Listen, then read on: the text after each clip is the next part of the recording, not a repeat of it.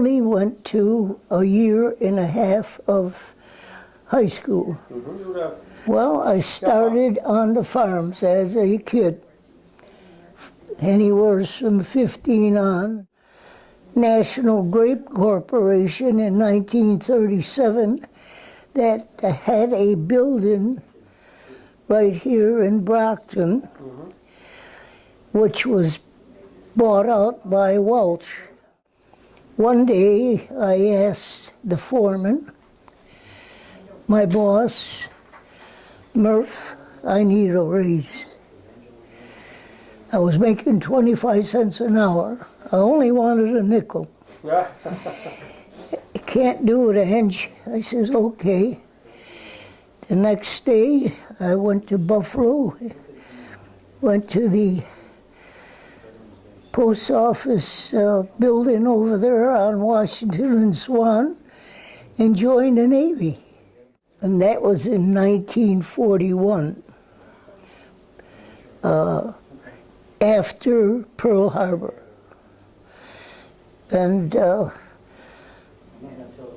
when I was ready to go, I had to go into Buffalo, and ready to climb on the bus, and some guy come hollering out, hold him, hold him.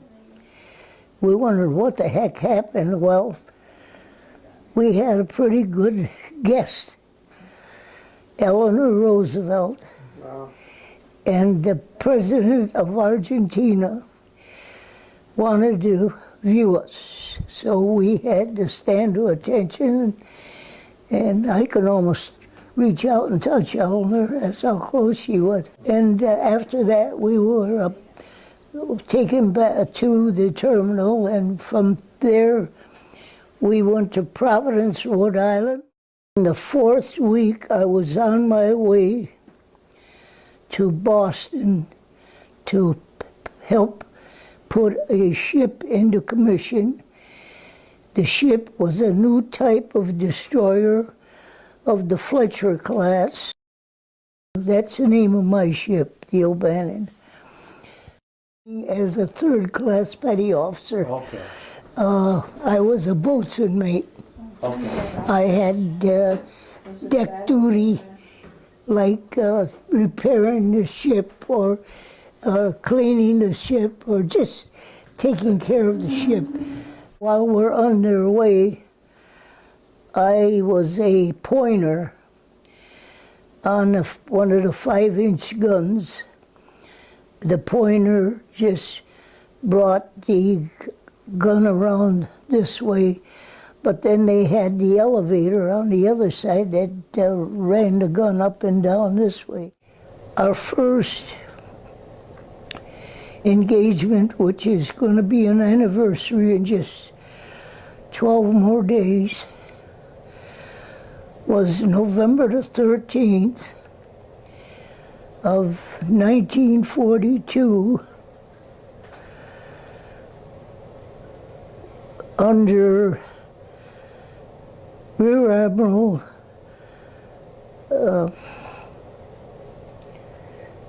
Callahan, Daniel Callahan. He was aboard the flagship, which was the flag at that time, the head ship, San Francisco. We were 4 destroyers,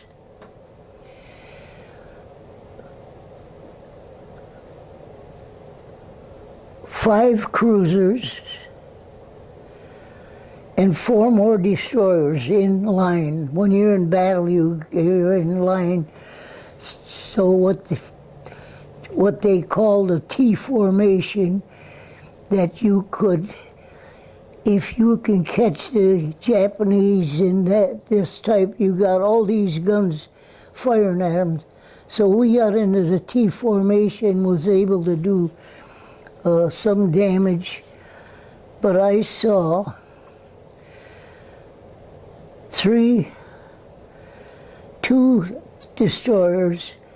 Well, the task force number was 67.4.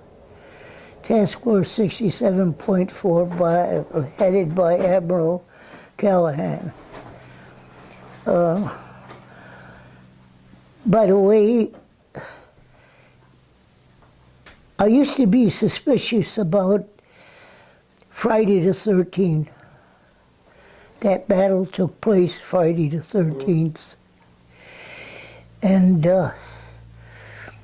like I say, 2 destroyers were blown out of the water. One of them was the Cushing of the Fredonia family, William Cushing. The third one was damaged by this Japanese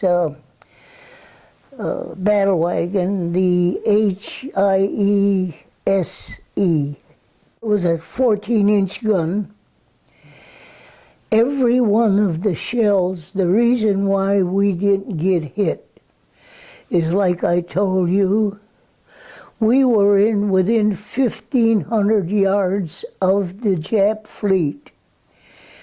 And every shell that came out of that 14-inch gun went over us because we were that close to them. That was the first of the engagements. Well, when we got back to port, we had Admiral Halsey come aboard for a report. Skipper gave it to him, and there was a tough-looking guy. Oh God! But boy, he was a good commander, Admiral Halsey. Like I say, he was at Guadalcanal the same time I was. I have to tell you about that. We were corresponding with one another with mail. One day, while we're anchored while it was quiet at Guadalcanal, we were just cruising slowly back and forth. The motor whaleboat came in from the island and brought us mail. So after the motor whaleboat left and went back to the island, the mail was distributed out to everybody. So here we are sitting on deck. Anybody that wasn't on duty, reading our mail. I opened up this letter and I started reading it. All of a sudden, I looked at the date and I hollered out. I says, "Oh my God," just as loud as I could. And everybody was startled. They said, "What's the matter, Zanghi?" I says, "This letter, it was yesterday." "Oh, well, what about it?" So I says, "Well, that tells me my brother's on Guadalcanal." And here it was the next day that was postmarked. And that's how I knew. So right away I went up to my officer in charge and I said, "Mr. Simmons, I would like to go out." I showed him the letter and the date and all that, and I told him about my brother. He said, "Let's see what we can do, Zanghi." So he went up to the communications, got a hold of the island, and asked about if I could go over there. We got a reply back from the in charge over there, whoever's in charge of the Army. They says, "It would be nice, but we have enough trouble now, problems now." And well, I went with that, and but that was a good way of Tony knowing that he knew I was there because with binoculars he knew the 450 was in the area, and but I didn't know. I had an idea that he was overseas. Out of it, I'm entitled to nine. Tell you how we got damaged.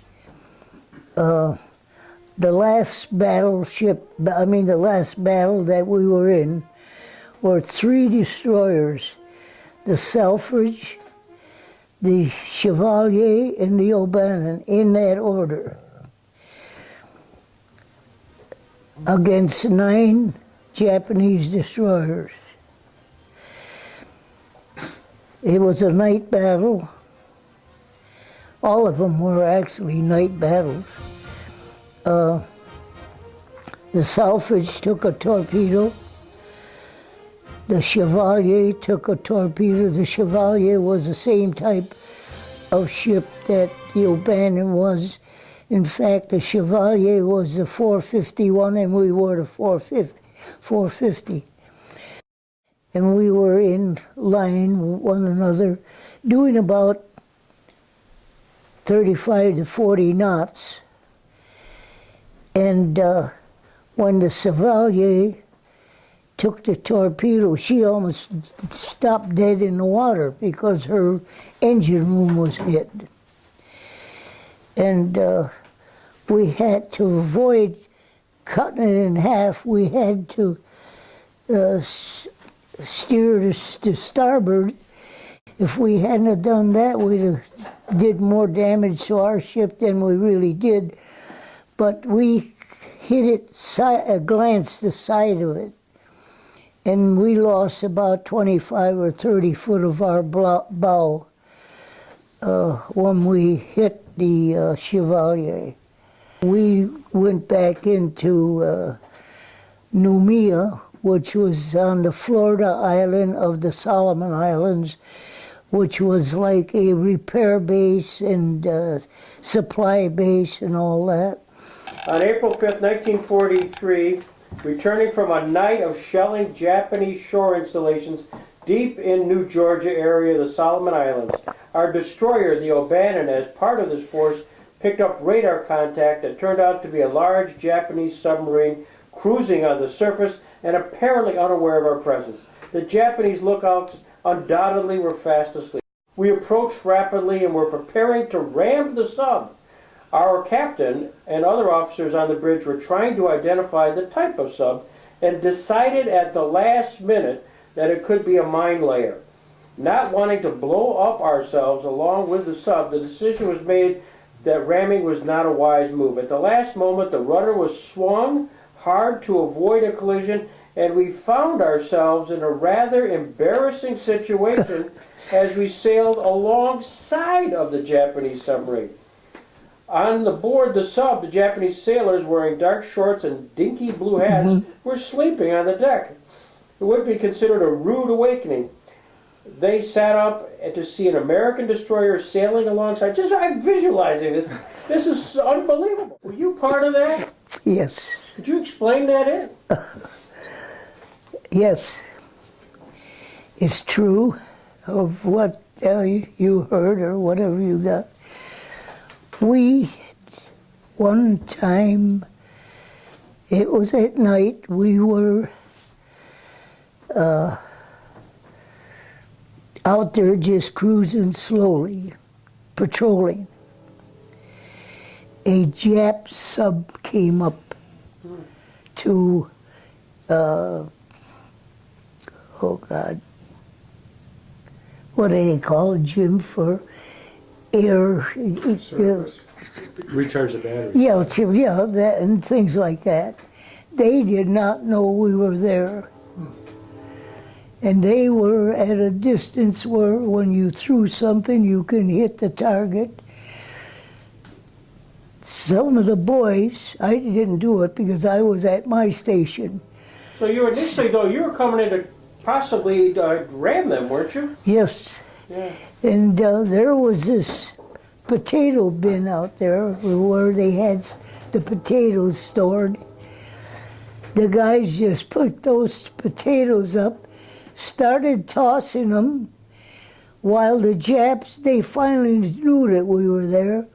They were running for their 3-inch deck gun, and everybody, the guys that were throwing the potatoes, was throwing them at these guys, and they thought, the Japs thought it was grenades, and they were running back. And we got a plaque from the state of Maine. You tell people about that, oh, come on, don't give me that bone. But it's the truth. And the thing is, Captain McDonald, Donald McDonald, who was recommended with the Silver Star and the Navy Cross. They said, just a postscript for the camera. Finally, we were far enough away to bring our guns to bear and firing commenced. Yes. We kind of like got far enough to, all right, now we can shoot at each other. One of our shells managed to hit the sub's conning tower, Right. but the sub managed to submerge anyway. At that time, our ship was able to pass directly over the sub for a depth charge attack. Later information showed that the sub did sink. The oil slick, yeah. I'm glad that I fought during World War II and aboard the Obed.